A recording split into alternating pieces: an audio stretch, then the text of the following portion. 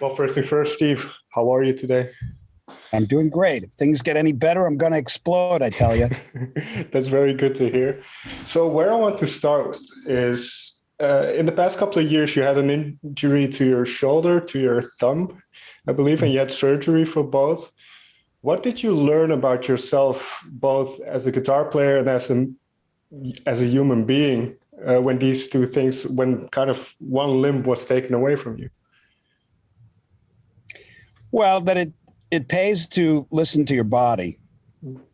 You know, that was the first thing, because I think the shoulder started years ago, and it was something I was experiencing when I was working out, and I let it go. And to the point where I kind of crossed a point of no return, where therapies and weren't going to work, and they had to get in there and, you know, fix it. And they did a great job. And it healed, and I made Inviolate. Unfortunately, over the summer, I tore another tendon. Okay. Yeah. And that's why we had to move the American leg of the tour to the fall. Okay. You know, because I have to get another surgery, but it's all right. I'm not worried about any of that. But yeah, what else I learned was I'm very resilient. Well, that's what I was going to allude to, because, obviously there might be initial panic and going, okay, how is this going to get fixed? But you, I think, quickly moved to, okay, but what can I do? So was that how the whole Inviolate album kind of started? Inviolate. Inviolate, sorry. Yeah. No. What I noticed is I didn't panic. There was never a time where I thought, well, there was a moment after I got the sling off where I started to try to play, and there was nothing there. You know, I couldn't pick, I couldn't strum. And I thought, okay, this is what it's like at the end of the day for a musician, you know? And that for about 10 seconds, that thought, this is it. I'm done. You know, that was in my head. And I can honestly tell you that with that thought, there wasn't any fear, but there was a disappointment, of course, you know, but I don't define myself as just a guitar player. You know, people say music is your life, right? Music isn't my life. Music is something I do in life. Life is much bigger than what you do in it. You know, I mean, so I never felt restricted in expressing creative musical ideas, even if I didn't have a guitar. You know, and I always knew that was going to be there no matter what. So I wasn't devastated. But then another little voice came in, the voice of my higher self. It usually comes in to the rescue. And it said, shut the fuck up and just start playing. You know you got this. And I said, okay, yes, sir. And I just started, and it came back. There's a couple of things that I find very interesting about what you just mentioned. One of the things is, in a previous interview years ago with us, you talked about that guitar playing never came natural to you, but composing did. So is this kind of what you mentioned, that you always had to have this ability to compose music, to get a creative idea in your mind to something tangible? Absolutely. That's always been at the crux of my impulses since as long as I can remember. Of course, along with that is also the desire to just wail on the instrument. Okay. Always wanted that. Always loved the idea of just effortlessly shredding that motherfucker. Do you know what I mean? And I did my best on that, but it was also coupled with the desire for meaningful music, you know? So I can sit here and go,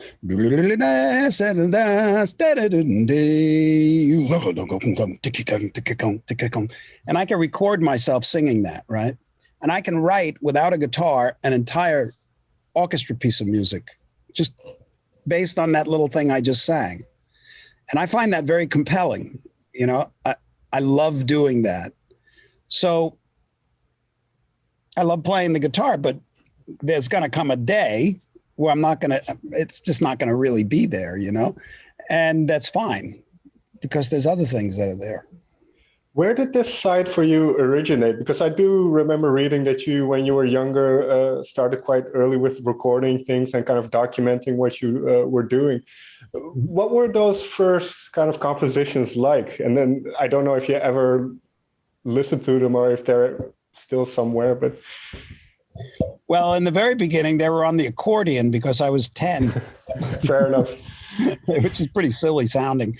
But when I got the guitar, I had a cassette recorder and I was like 12 or 13. And I just started it's horrific sounding stuff, you know, it's just a kid learning how to play. And it's fun to listen to sometimes, but I have some recordings through the years, not a lot.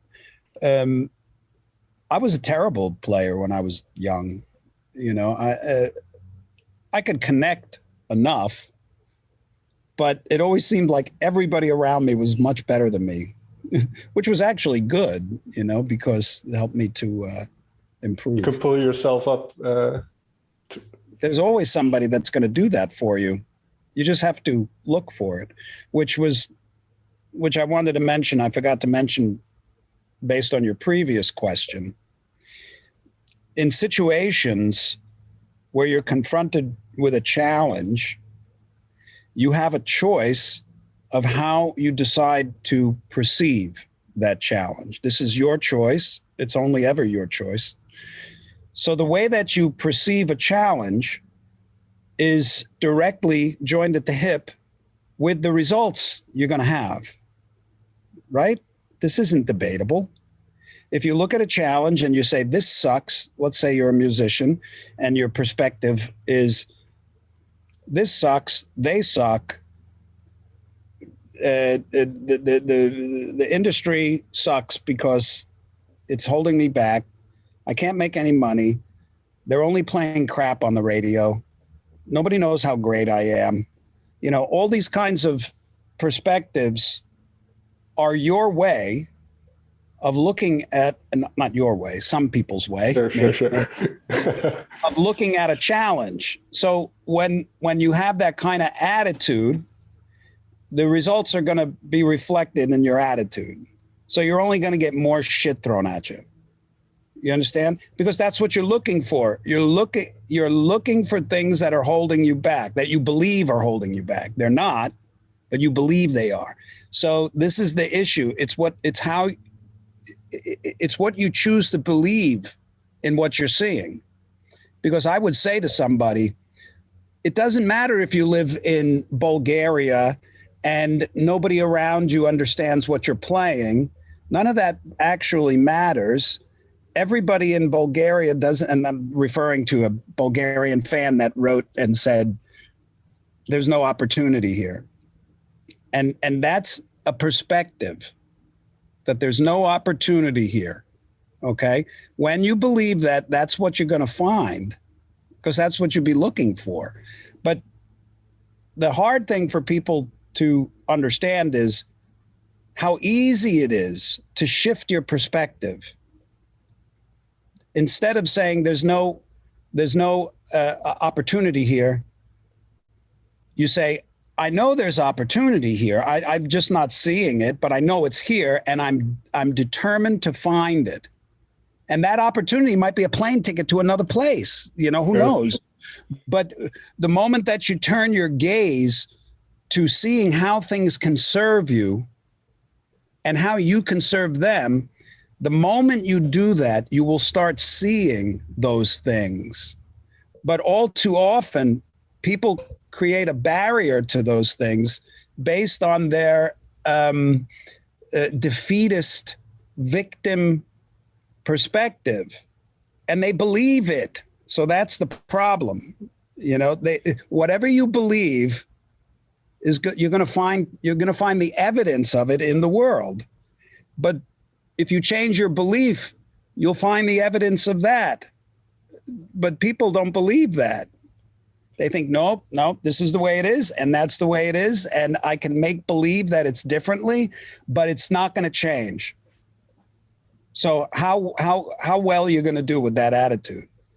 Yeah, as you said, you're kind of making it easy for yourself. You're giving yourself excuses in that sense when you do so. And with what you're making it hard for yourself when you give yourself excuses. You make it easy for yourself when you decide to look for solutions. It becomes easy. The hard thing is shifting. Mm. Well, what gave you, especially early on in your career then, what gave you the confidence for this shift? Or what made you determined to pursue all these things and to look for solutions rather than see obstacles? The alternative was killing me, literally. You know, when I was young, 20, 21, 22, I was very cynical. I had a very negative perspective of the world and the people. I was hanging out with Frank Zappa, you know, and although Frank had this unbelievable wit and ability to balance situations with the right comment, he was also a lover of life. And I didn't realize then that he liked people. You know, and at 18, 19, 20 years old, working with someone like that, when they're criticizing everybody and everything, you develop an attitude of that. I allowed myself to develop an attitude, you know, and as a result, the world became not a fun place, you know, and it created a lot of mental suffering. So that was the impetus for the change in perspective, the intense mental suffering of a negative perspective. Okay. That's what depression is. It's the entertaining of useless, unnecessary negative thoughts in your head that you believe. So when I discovered that the choice is mine and it can't be anybody else's, that's when I discovered that the quality of my life is my responsibility. And it's based on how I choose to see the world. So my perspective started to change. It became more friendly. And everything changed as a result. Doesn't mean that I still don't have challenges and I didn't go through some, you know, but you view your challenges differently. With that in mind, then, did that, especially around that time, as you were kind of coming out of that, that darker period of your life, then did that kind of how would you say that? Reignite the flame as a guitar player, or was that always a constant throughout? There was always an excitement about playing the guitar. But the ability for me to focus on something constructive and creative, that grew tremendously when I moved to Sylmar. It was a little home that I built a studio in, and I recorded Flexible. And the recording of Flexible was an unbelievably cathartic experience for me, because I started it basically when I was coming out of this deep, dark depression.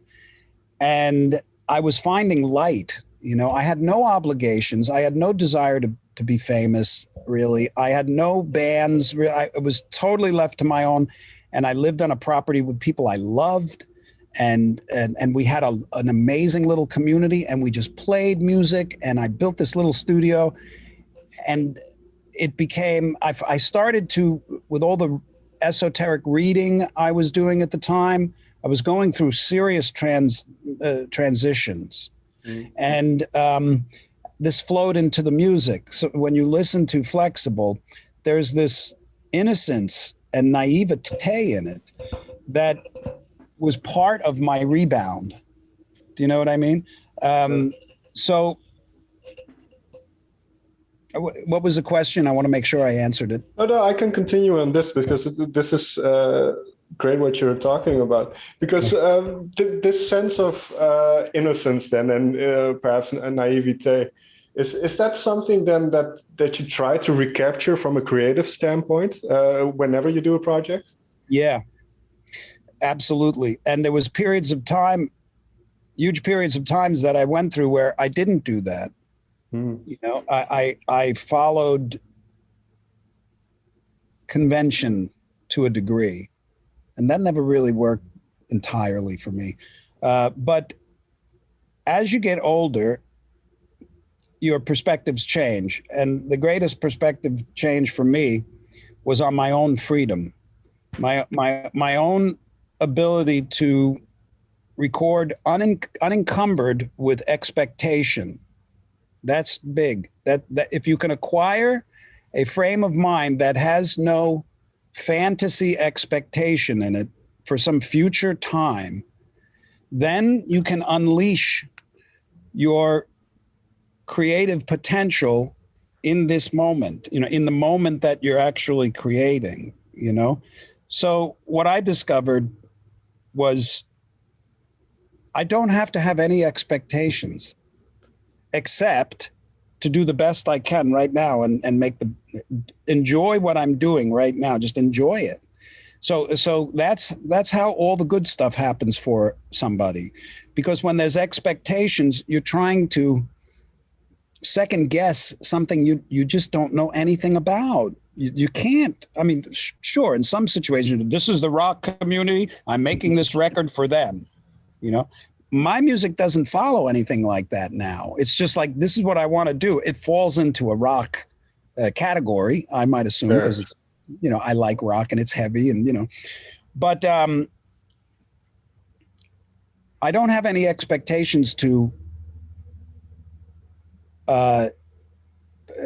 placate an audience, you know, like I don't set out to say, this is going to blow everybody away. And, you know, this is better than what anybody has done.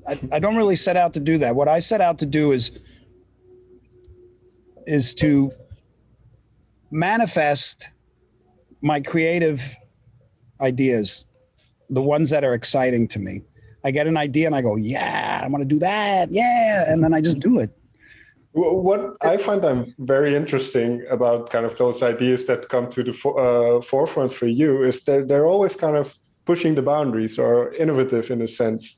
So why is that, do you think? Why do you always try to seek out new things in a way? I mean, you could shred. Maybe is it just boredom otherwise? It's just fun. You know, you get a visual for something, and then you see, you know that, okay, so for instance, on this record, when I picked up the guitar, I've been doing a lot of interviews, so I don't know if I'm repeating myself. You'll have to forgive me.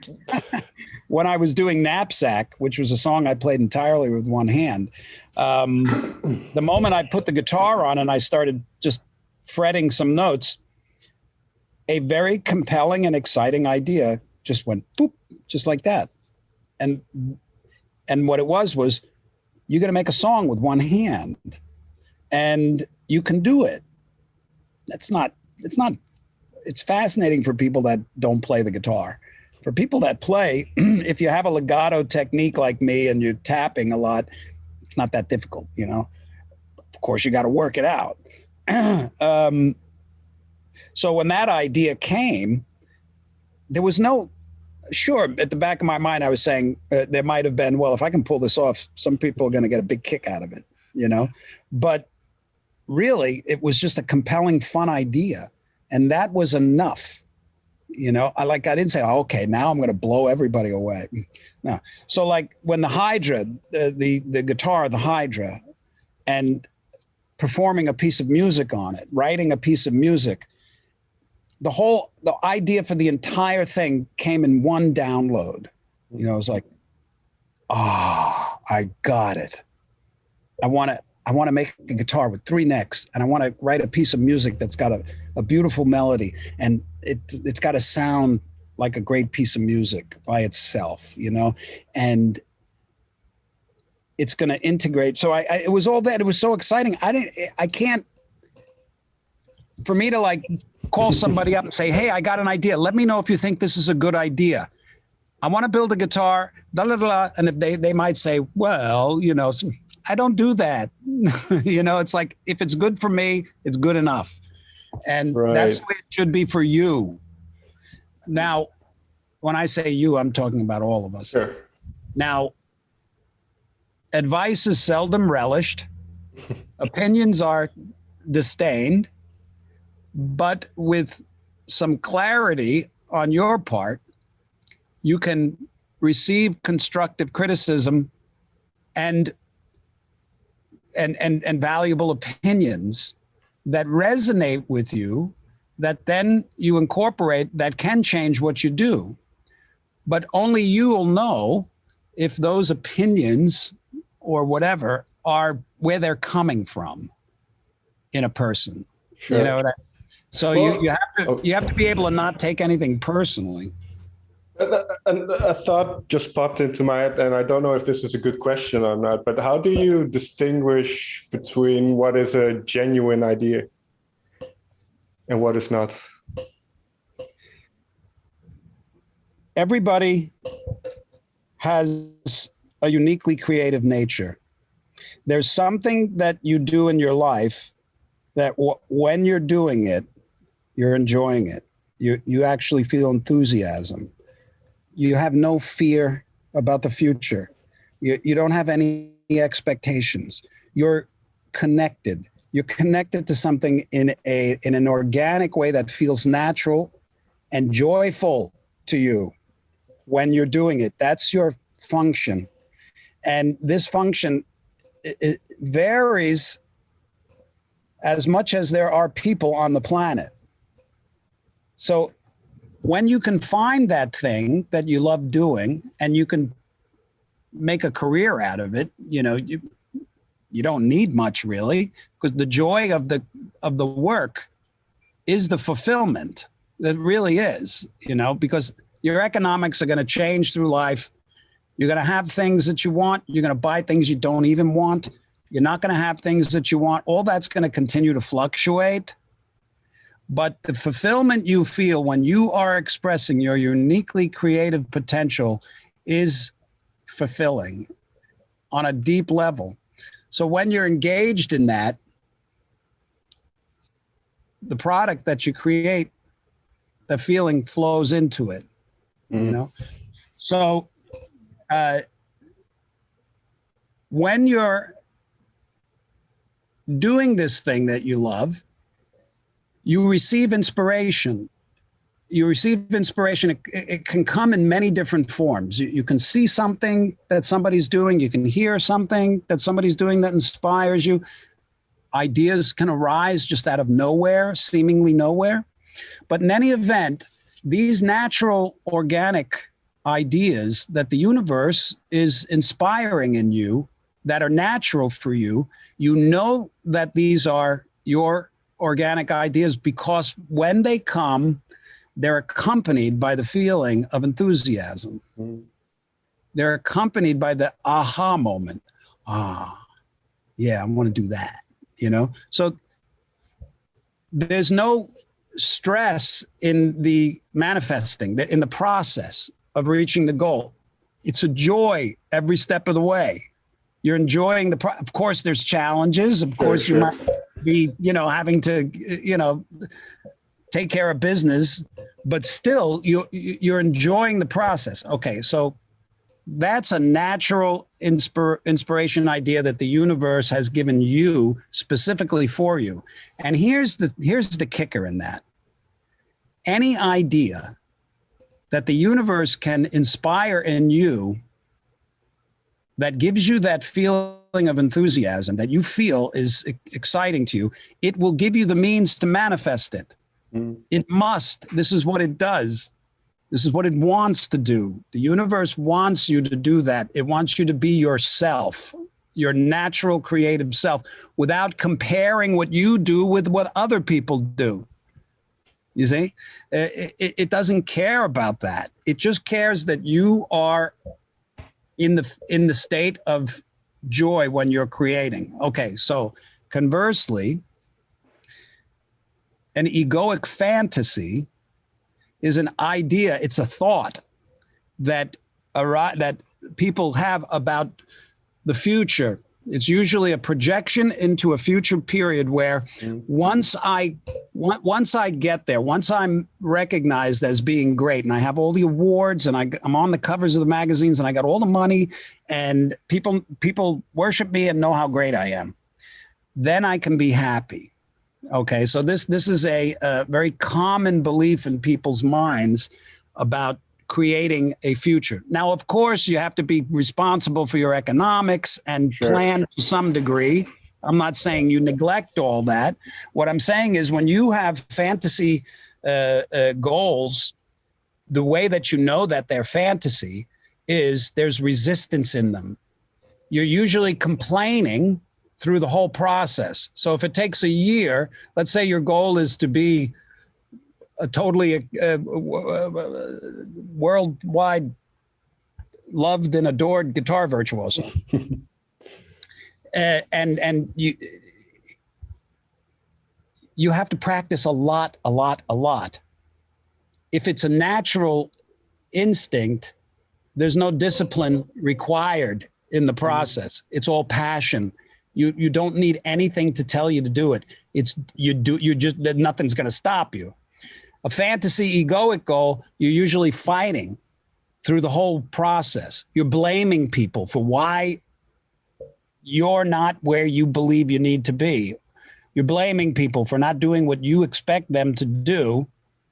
And you're being critical, and it's kind of like a grind, you know? And here's a funny thing that happens. Let's say you had a goal that in 10 years from now, I have to be a successful musician. How do you feel when you say that? Is there like a resistance in it? Like it's a goal, but you don't know. You don't know if you're going to be a successful, famous musician or not. So you can work for 10 years and it may never happen. And what happens when it's an egoic fantasy goal, you start blaming everybody else for why it didn't happen, you know, because the industry sucks, whatever, fill in the blank. Sure. I can show you the tons of emails I get from people giving excuses, and worse, you can become successful because then what happens is, and this happens all the time, it's not enough. It still isn't enough. If it's not enough now, it's not going to be enough later because you take your miserable self with you. You understand what I'm saying? Sure. So if it's not enough now, it's not going to be enough later. Now, this isn't, I don't mean to disrespect anybody here, but I read this one thing. I read it. I don't know if it's true, but who would you say is the most famous, successful musician in the world right now? Right now? Mm-hmm. Maybe somebody like Ed Sheeran. I don't know. Maybe Paul McCartney? Oh, yeah, still, probably. But he's the richest, you know, so, as what they say. I read something once where he was lobbying to change the order of the names on some of the Beatles songs from Lennon and McCartney to McCartney and Lennon. Okay. It's not enough. Okay. So the ego, and I'm sure he's a very content guy and we love him, but the ego is insidious and elusive.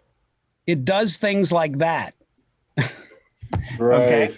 So you take who you are wherever you go. And like I say, I'm not dissing Paul McCartney. Sure. That just stuck out to me as a little example of the elusiveness. And I could be totally wrong. You know, this is just me. So sure. Another thing that happens if you fight for 10 years and you actually get a hit song, usually the product that you created, if it doesn't come from your true creative nature, you can actually resent that it made you famous. We see this too. And another thing that happens when you wake up 10 years later, and if you're unfortunate enough to have had the success, or I don't know, it's relative. Sure. You realize that you feel the same. And you also realize that all of this security that you believed you were acquiring is nebulous. It's a mirage. It's the security that you're looking for is not in money or fame or anything like that. Those things can be nice. They can be a real challenge for some people, but the fulfillment you're looking for is now, right now, in those creative things that you do that are compelling for you. It's interesting that you say that, because from one of your podcasts, there was a question posed, well, what is the most important question to ask yourself at any moment? And this is, how do I feel right now? So is that kind of what you base everything off then? That whatever project you do, whatever tours you go on, I mean, I think you're working on a vocal album as well, acoustic vocal album. So is that whatever just in that moment feels right for you, that's what you're going to pursue? Well, a person has to decide how they. Only a person can decide how they want to feel. You know what I mean? And a lot of people are addicted to drama, and it's a very caustic state, right? And I recognize that. So the reason why I say the most important thing is how you feel. The way you feel is a reflection of the quality of the thoughts you're thinking in your head, right? So it's also important to understand, and I know this is a real tricky one, is you can't give something that you don't have, right? We believe that it's virtuous to give, and neglect ourselves,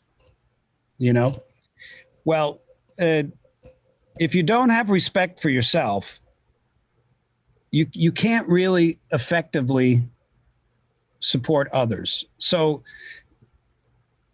when you, well, I guess that says it, when you like yourself and when you are feeling good, then you can be of assistance to others, because then you have something you can give them. So the way that you feel is of the greatest value, because based on that, you don't have, you only have access to actions and thoughts based on the way you feel. So when you feel good, you're in a state of like flow, you're just in a really great, creative, productive state of flowing.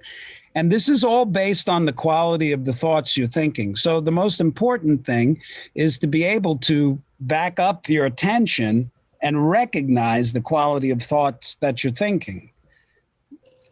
You might recognize that all of them have some kind of foundation in the past or the future. Okay? When you give your attention to the present moment, and this is why I say you can only really be happy now. Mm-hmm. When you do that, you're living life. You're living life to its fullest right now. So that's what's important. That's really what's important, because all your ideas stem from the way you feel. All your participation with others stems from the way you feel. All of your ability to contribute to others and to yourself is based on how you feel. And most importantly, the way you view yourself is based on how you feel. Well, I should say most importantly is the recognition that only you are in charge of the quality of thoughts you want to think. This is very obvious, right? What is the one freedom that you have? The one true freedom. It's like Descartes said, right? I think, therefore I am, almost. That's the only thing you're guaranteed, at least. You're guaranteed to be able to think whatever thought you want. Right. Yeah. And that the thoughts you think create the world you engage in. So. Going back to the record then, because I'm sure people would like to hear about the music as well. I know, I'm doing so much press these days, and I have a tendency to go off into these esoteric things. I'm sure people are like, oh no, not another Vai interview again. No, I love those conversations, but I also have to. You got to talk about the record. Steer towards the music. The one that I really. Well, there's a couple I really enjoyed on the album, and it's a very diverse set of songs, I would say, mixed with all kinds of influences. But the one I really enjoy is Avalancha. So what was the starting point of that song for you? Well, Avalancha was a track I had written a while ago. It was actually slated for the Real Illusions album. Okay. But at the time, I had the track, the drums and the bass recorded. So it's Billy Sheehan on bass, and I was balancing the record out in my mind, and I had to kind of make a choice between Building the Church and Avalancha.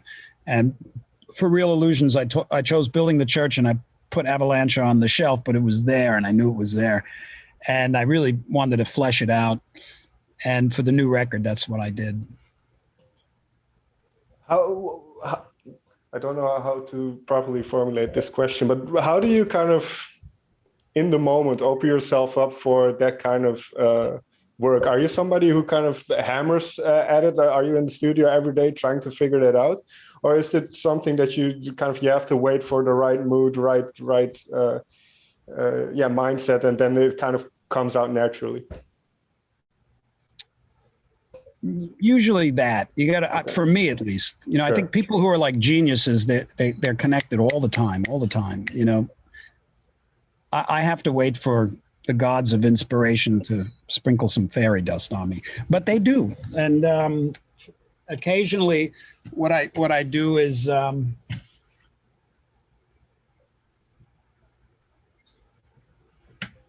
just be like playing, and I'll come across something that seems to have some energy in it, and I document it on my iPhone. And what's so interesting to me is I can go back and hear that, and the DNA for an entire piece of music is in it. So like I had on my, I call it my infinity shelf because there's so many little snippets of ideas. I was doing, I picked up the guitar and I started to go.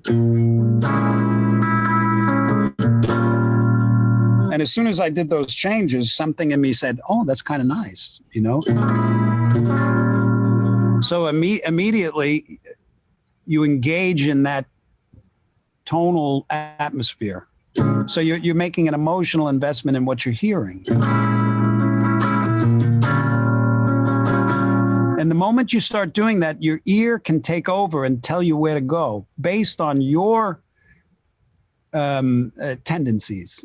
So from my tendencies and my ear led me to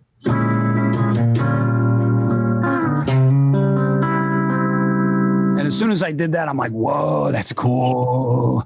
Where does it want to go after that? So this was my process of writing the song Little Pretty. So that's all I had was that. Okay. But I knew that you could feel the atmosphere of it, right? Sure. So if I go back and I put the little tape in and I hear that, I'm right back. I'm right back in it. And then and that's what I did with Avalancha. That was just like a riff. That was Zeus and Change. That was like that. Candle Power, Avalancha, Little Pretty. And the rest came different ways.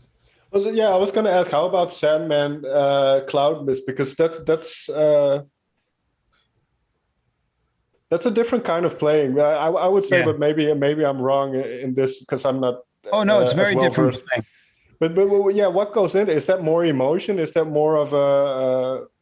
I'm going to tell you. I'm going to tell you, Robin, but you have to wait a minute. I got to run to the restroom. Okay. Oh yeah, no worries. But you have all the time. Well, you've been very generous already, so I'm giving you all the time you need. But just give me a minute. Yeah, no worries. So what I usually do when I'm recording a song, a solo, a lot of times what I do is I loop it and I just keep playing, jamming until something interesting happens, that I feel is interesting. And then I kind of will work on that technique, because usually it's kind of like a technique or something, and then I record it. And so a lot of times my solos are kind of, some of it's thought out because I want to introduce new techniques, and usually that's hard for me to do on the fly. Sure. It happens, but not as much as I'd like. And then I work on it until it sort of becomes part of my vocabulary. But a lot of times I just sit and play, I just jam. And I like to keep a balance there, because when I just sit and improvise, all of the little techniques that I worked on start to show themselves organically. And that's always nice. That always expands your playing a bit. So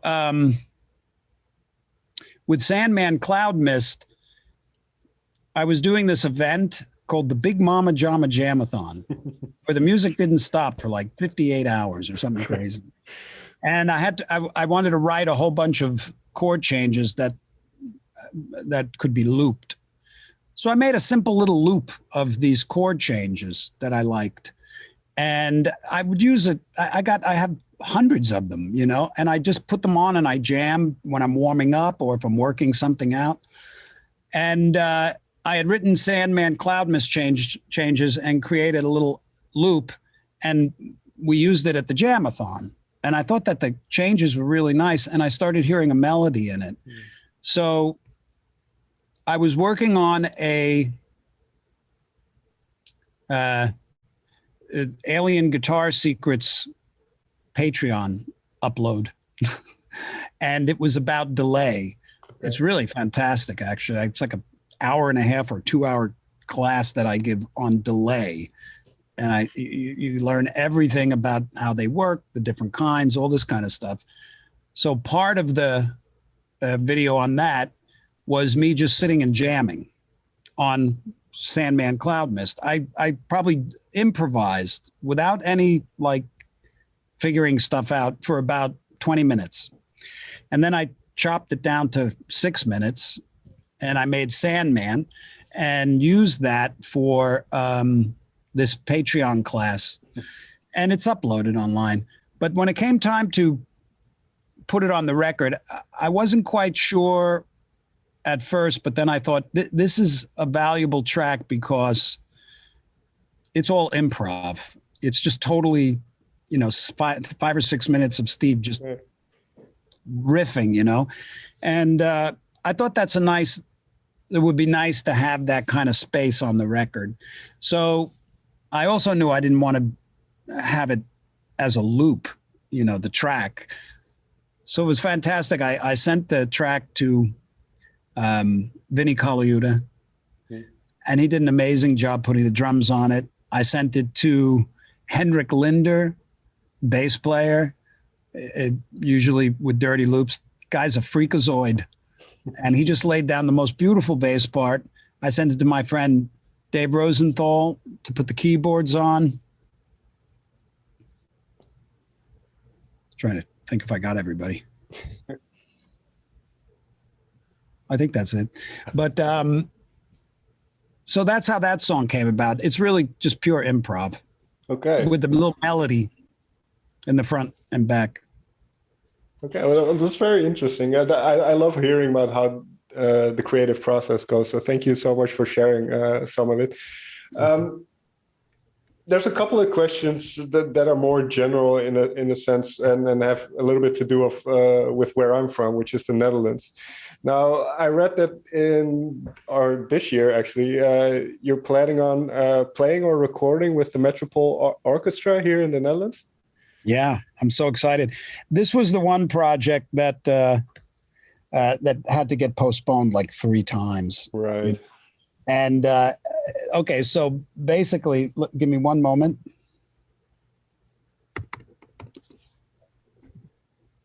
Okay, so basically, when I was young, I wanted to be a composer. When I was very young, you know, before I started playing the guitar. And when I had heard Frank Zappa's music, it really turned me on because I was really into rock music of the 70s, and nobody was doing real compositional things, but Frank's music had everything. You know, it had like composition, it had a comedy, it had crazy guitar solos, it had beautiful melody, all this stuff. So that kind of helped me to formulate the kind of thing I wanted to do, because I thought, well, I can do it all. Why not? You know? So I loved composing, and I did it all through the years, but it's very difficult to get your music performed when you're not a qualified composer or accepted composer. But I had a dear friend in the Netherlands, Co de Kloot, and Co, I've known him, I met him through Frank. He was friends with Frank. Okay. And he worked at NPR, and he came to me one day and he said, Steve, I think that you're a good guitar player, but I think that you're a better composer, you know, and I think that there's a composer in you that nobody knows about, and I'm determined to get it out of you.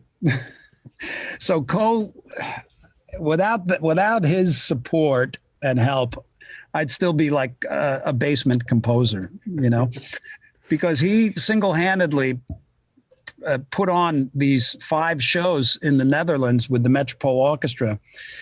And I composed all the music, and we recorded Visual Sound Theories, which was a DVD, and Sound Theories, which was a double live orchestra record. And that was my first orchestra offering. And from it, and this was, you know, Co basically did the whole thing, you know. I mean, I composed it and all that, you know, but he produced it. And from that gig came a lot of, that opened the floodgates to the composing community, the classical community, because I was as awkward in that community as I am as in the rock community, you know. It's kind of like, yeah, he's a rock guitar player, but he's Vai. It's weird, you know. It's the same thing when I compose, you know, but it's good. I was going to say, but you must get a lot, especially from contemporaries and peers. You must get a lot of, I don't know if respect is the right word, but respect. You must get a lot of recognition from the people around you for your ability, right? Most people don't know, you know, and it's fine. The stuff I do with Co and the stuff that, so I'll just finish that story. Sure. A lot of other opportunities came, and I was being commissioned to compose pieces of music. And I wrote a large body of work through the years. And a lot of it was performed. I wasn't really crazy with the recordings or the performance. So I decided to take all this music, and with Co and our maestro, Jukka Lisäkilä, who is Finnish, brilliant maestro. He's the conductor. We created a little team, and the goal is to get all this music recorded. So we chose the Metropole for probably 2 hours worth of material that is suited for them, because the Metropole is an adventurous kind of an orchestra. It's got young people. If you write improvise, they understand what it means, you know. But there's a couple of pieces that are very large symphonic pieces and very difficult, and they really require a full symphony. And although they're not as hip and adventurous, they can make a symphonic piece of music breathe in a way that's really appropriate for the music. So then we're going to go to Finland in August to record with their orchestra more stuff. So at the end of the day, I'll have about 4 hours of this crazy orchestra music that, you know, is really just my guilty pleasure.